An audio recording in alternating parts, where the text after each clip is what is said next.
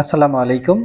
NTRCA help ডেস্কের পক্ষ থেকে আপনাদেরকে স্বাগতম জানাচ্ছি। আমি আরিফ খান, ১৭তম নিবন্ধন সুপারিশপ্রাপ্ত আইসিটি স্কুল। আপনারা অনেকে জানতে চেয়েছেন যে আপনারা যে পিলি রিটেন ভাইবা এরপরে চূড়ান্ত রেজাল্ট হবার পরে যে শিক্ষক নিবন্ধন সার্টিফিকেটটা আসবে, এটা আসলে কোথা থেকে পাবেন বা কোথা থেকে সংগ্রহ করবেন, সেই প্রক্রিয়াটি আজকে আপনাদেরকে জানাবো। তার আগে বলতে চাই, যারা আমার এই চ্যানেলটি এখনও সাবস্ক্রাইব করেননি তারা অবশ্যই সাবস্ক্রাইব করবেন এবং পরবর্তী ভিডিও পেতে অবশ্যই বেল বাটনটি অন করে রাখবেন। তো চলুন মূল কথায় ফিরে আসি যে 18তম শিক্ষক নিবন্ধনধারীদের জন্য একটা সুখবর আসতে পারে যে আসলে আপনাদের সার্টিফিকেটটা ই সার্টিফিকেট আসবে, অর্থাৎ অনলাইন ভিত্তিক সার্টিফিকেট আসতে পারে। সে অনুসারে কাজ করছে।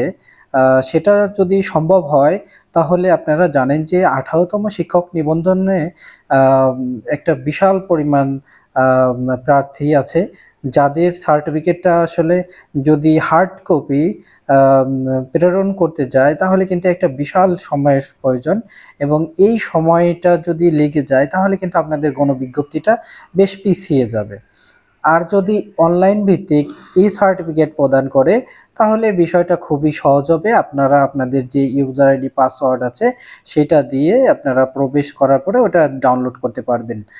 তাহলে খুব সহজেই পেয়ে যাবেন। এটা একেবারেই কম সময়ের মধ্যে আপনাদের হাত দ্বারগোড়ায় পৌঁছে যাবে।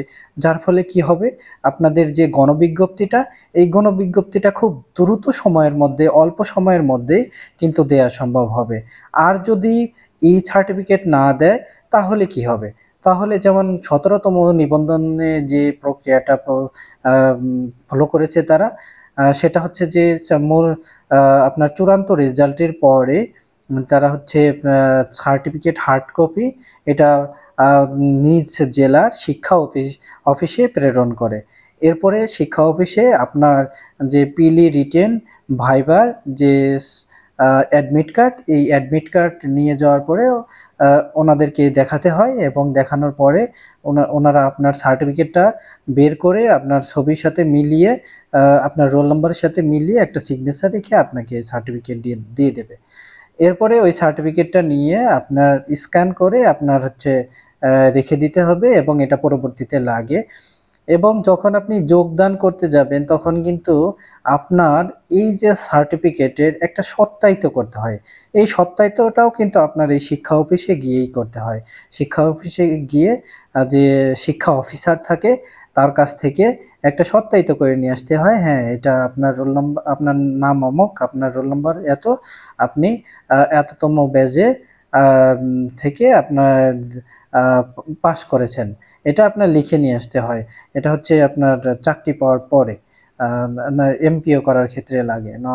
তা না হলে আপনার এই এমপিও আসলে অ্যাপ্রুভ হয় না, রিজেক্ট করে দেয়। তো এই হচ্ছে আপনার সার্টিফিকেট পাওয়ার প্রক্রিয়া। তো আশা করছি 18তম যারা শিক্ষক নিবন্ধনধারী আছেন তাদের এই সার্টিফিকেটটা দেওয়াই বেটার হবে। না হলে আসলে আপনাদের প্রার্থী যেহেতু অনেক বেশি, আপনাদের জেলাতে প্রেরণ করতে গেলে এত সংখ্যক প্রার্থীর সার্টিফিকেট প্রেরণ করতে গেলে বেশ সময় লাগবে। তো ধন্যবাদ। আর যদি কোনো প্রশ্ন থাকে তাহলে অবশ্যই কমেন্ট বক্সে জানাবেন। আল্লাহ হাফিজ।